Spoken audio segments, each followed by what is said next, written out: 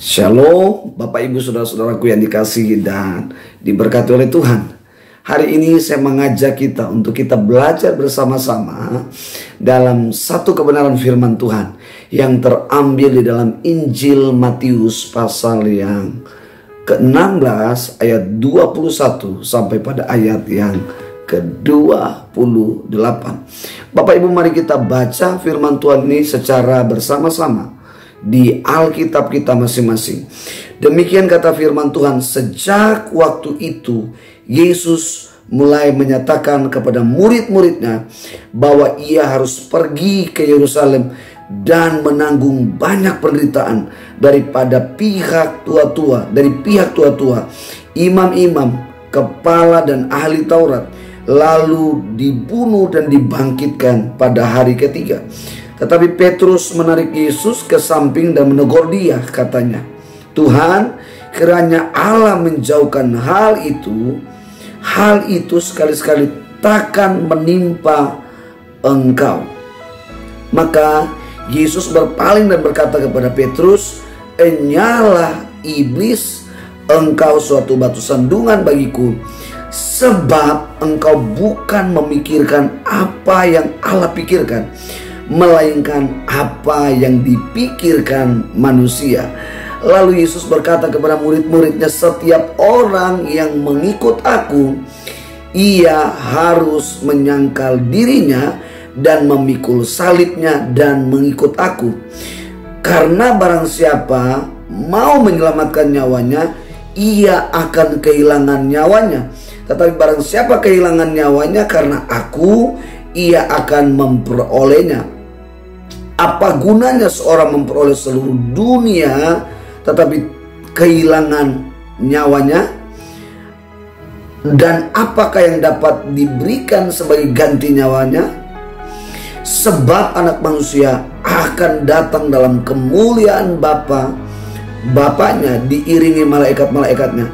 Pada waktu itu ia akan membalas setiap orang menurut perbuatannya. Aku berkata kepadamu, sesungguhnya di antara orang-orang yang hadir di sini ada yang tidak akan mati sebelum mereka melihat Anak Manusia datang sebagai Raja dalam kerajaannya." Saudara-saudaraku yang dikasihi dan diberkati oleh Tuhan, dari pembacaan yang kita telah baca tadi, yang menjadi penekanan di dalam ayat ini adalah ayat 24. Dan ini adalah merupakan syarat untuk kita menjadi murid Kristus. Nah, saudara-saudaraku yang dikasihi dan diberkati oleh Tuhan, ada dua hal penting atau ada dua syarat bagaimana saya dan saudara menjadi murid Kristus. Sekali lagi saudara-saudara, di dalam ayat 24 penekanannya ada dua hal penting sebagai syarat untuk saya dan saudara menjadi murid Kristus. Nah, Bapak Ibu saudara-saudaraku yang dikasihi dan diberkati oleh Tuhan, kita harus mengerti terlebih dahulu apa arti murid. Nah, saudara, di dalam bahasa Inggris kata murid itu disciple. Nah, kata disciple ini diambil, atau istilah disciple ini diambil atau berasal dari bahasa Yunani, yaitu matetes. Nah, dari matetes ini kemudian diterjemahkan ke dalam bahasa Latin jadi discipulus. Nah, pada zaman kuno mendefinisikan arti murid itu adalah seorang murid yang setia pada gurunya. Tetapi begitu berkembang ke zaman modern, maka pengertian ini ada begitu banyak pengertian. Tetapi hari ini saya mau mengajak kita, Bapak Ibu saudara-saudara sekalian, untuk kita melihat apa arti murid menurut firman Allah, menurut firman Tuhan, menurut ajaran Tuhan Yesus.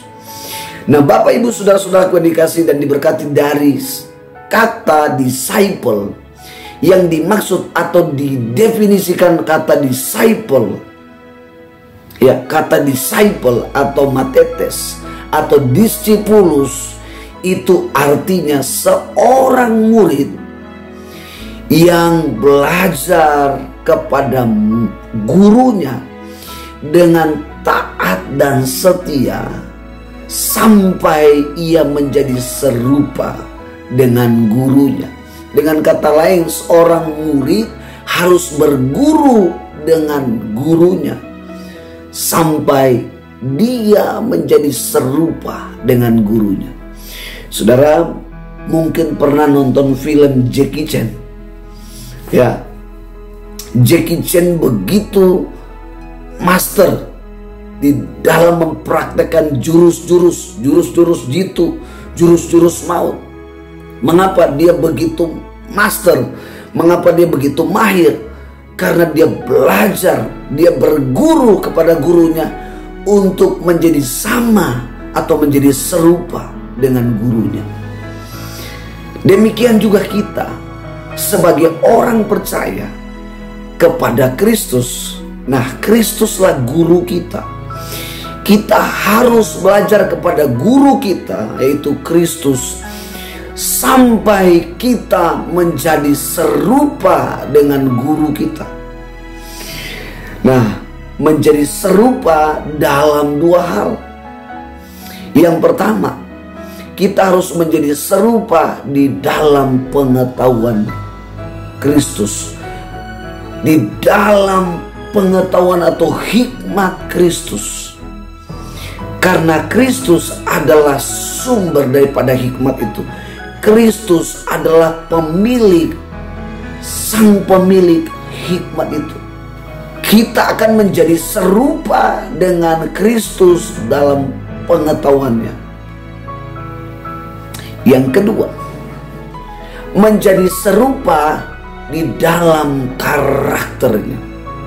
Kalau pengetahuan Kristus mendiami hidup kita, maka karakter kita, ya, atau pengetahuan atau hikmat daripada Kristus itu akan melahirkan karakter, yaitu karakter guru kita, yaitu Tuhan Yesus Kristus. Haleluya.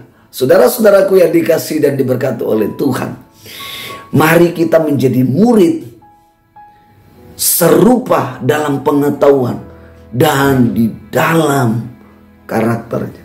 Nah, kita akan belajar apa arti atau apa maksud dari dua syarat ini. Dua syarat ini adalah merupakan standar kerajaan Allah. Dua syarat ini adalah merupakan pola kerajaan Allah, di mana saya dan saudara dapat memenuhi standar ini untuk menjadi murid Kristus. Di ayat 24 Tuhan Yesus mengatakan, kalau saya dan saudara menjadi pengikutnya atau murid Kristus, dua hal ini harus tercapai oleh kita. Dua hal ini menjadi standar, menjadi pola kerajaan Allah yang dapat kita penuhi, yang dapat kita lakukan. Yang pertama adalah menyangkal diri. Di dalam kamus bahasa Indonesia, ya, menyangkal diri artinya apa? Mengingkari, menolak. Menyangkal artinya, kalau saudara-saudara melihat di dalam Injil Lukas pasal 5 ayat 11, ketika Tuhan Yesus menemui Petrus, Andreas, dan Yakobus di Danau Galilea. Ketika Tuhan Yesus banyak menyampaikan tentang Injil Kerajaan Allah kepada mereka, lalu apa yang mereka lakukan? Mereka setelah mendengarkan ajaran Tuhan Yesus, ajakan Tuhan Yesus, lalu mereka mulai menghela perahunya ke darat. Mereka membereskan jala mereka, ya, peralatan pekerjaan mereka sebagai seorang nelayan. Lalu dikatakan mereka meninggalkan Bapaknya segala sesuatu. Lalu mereka mengikut Yesus. Ada begitu banyak orang Kristen ya, tidak dapat membedakan mana waktu ibadah dan mana waktu bekerja. Banyak orang Kristen bahkan di waktu jam ibadah mereka tidak dapat meninggalkan pekerjaannya. Alasannya banyak. Alasannya karena mereka harus menyelesaikan supaya dapat menerima upah dari atasan. Banyak juga mereka beralasan bahwa bekerja itu adalah pelayanan. Betul. Tetapi kita harus tahu dan membedakan kapan kita bekerja sampai selesai, dan kapan kita melayani, kapan kita beribadah, kapan kita berdoa, kapan kita membaca Alkitab. Ini yang banyak orang Kristen tidak dapat membedakan. Sehingga itu dicampur adukan. Baginya atau bagi mereka itu sama dengan pelayanan. Betul, pekerjaan itu adalah pelayanan. Tapi perhatikan di dalam ayat ini, Petrus, Yohanes, Andreas, Yakobus, mereka meninggalkan segala sesuatu dan mereka mengikut Yesus. Saudara-saudaraku yang dikasihi dan diberkati oleh Tuhan, ya, menyangkal diri adalah apa yang mengikat hidup kita. Itu yang harus kita tanggalkan. Mungkin pekerjaan itu menjadi dewa atas hidupmu. Mungkin engkau terlalu cinta dengan pekerjaanmu siang dan malam tanpa istirahat. Engkau cinta, saudara-saudara mencintai pekerjaan tanpa mencintai panggilan Tuhan. Murid-murid Tuhan Yesus ketika mereka mendengar, mereka meninggalkan dan mengikut Yesus. Segala kenyamanan, segala kenikmatan yang sudah dialami oleh Yakobus, Andreas, mereka tahu dong. Mereka tahu bagaimana ya bekerja sebagai seorang nelayan dengan giat, dan pada akhirnya mereka dapat menikmati hasil uang yang banyak. Tentu mereka pasti hidup di dalam kelimpahan. Mereka hidup di dalam kenyamanan. Tetapi Petrus, Yakobus, Andreas, Filipus memilih. Petrus, Andreas, Yakobus, Yohanes, mereka memilih untuk meninggalkannya dan mengikut Yesus. Pernah Petrus mempertanyakan itu kepada Tuhan Yesus, Tuhan, kami sudah meninggalkan segala sesuatu. Orang tua, saudara perempuan, laki-laki, bahkan sanak saudara kami. Kira-kira apa yang kami akan peroleh dari engkau? Sudah meninggalkan. Banyak orang seperti Petrus, bukan? Mempertanyakan, Tuhan, kalau saya melayani saya dapat apa? Tuhan, kalau saya meninggalkan pekerjaan hari ini 2 jam, 3 jam, lalu saya melayani, saya berdoa, saya baca Alkitab, apa yang saya dapatkan? Bukankah banyak orang berpikir demikian?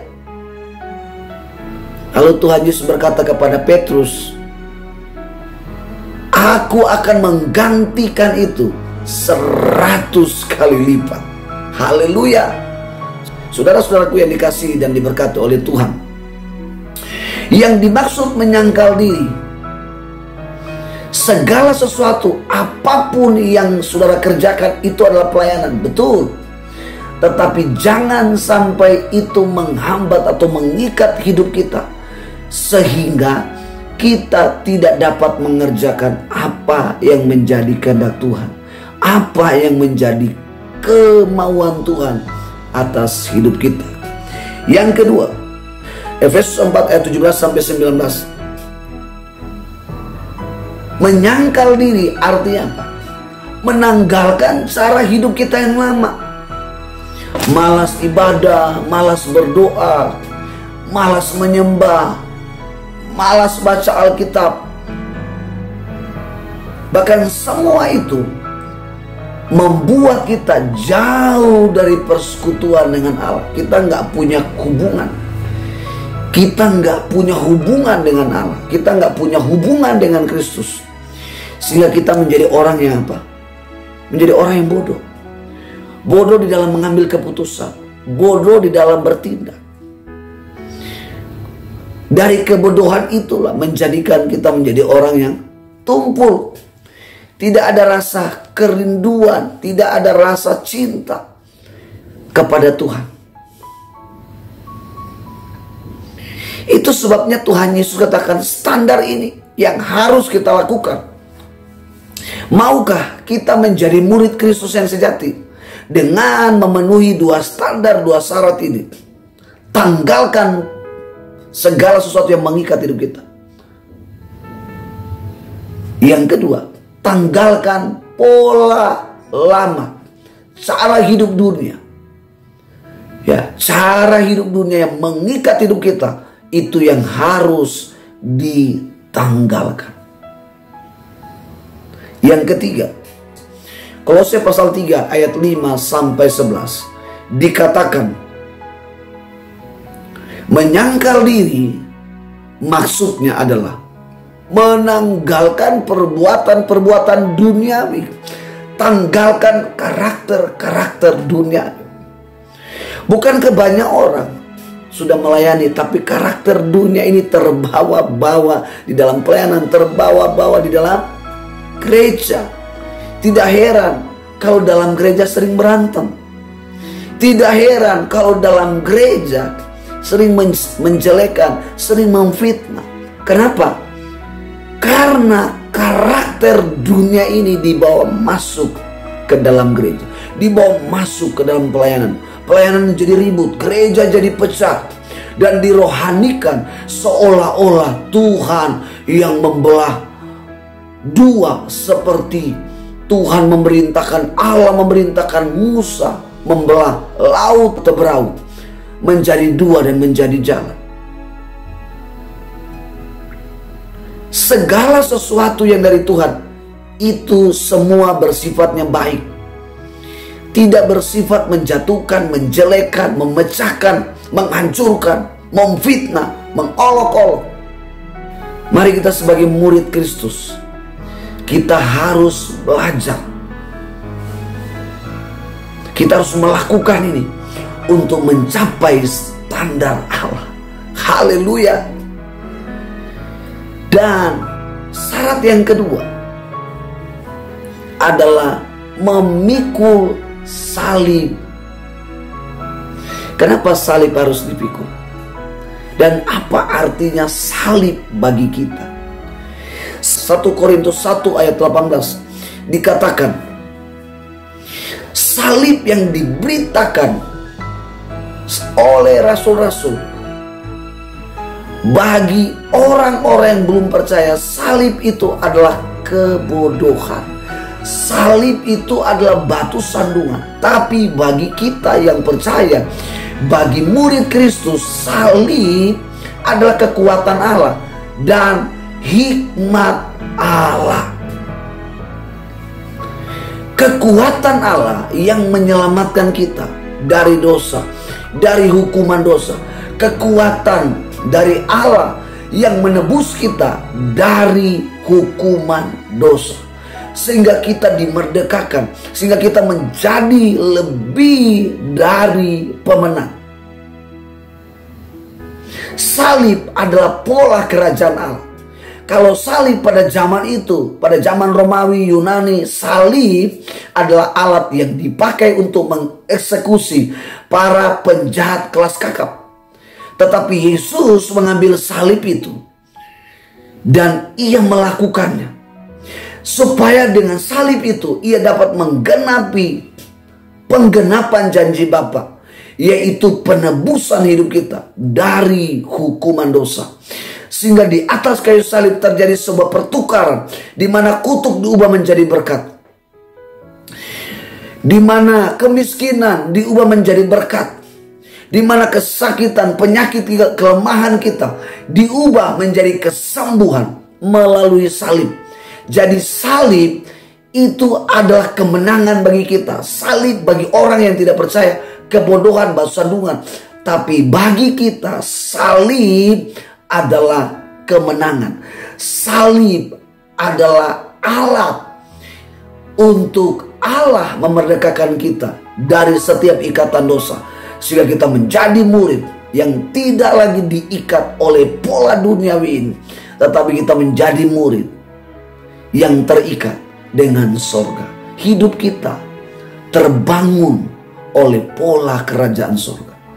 Hikmat yang Allah dalam Allah mengalir memenuhi hidup kita.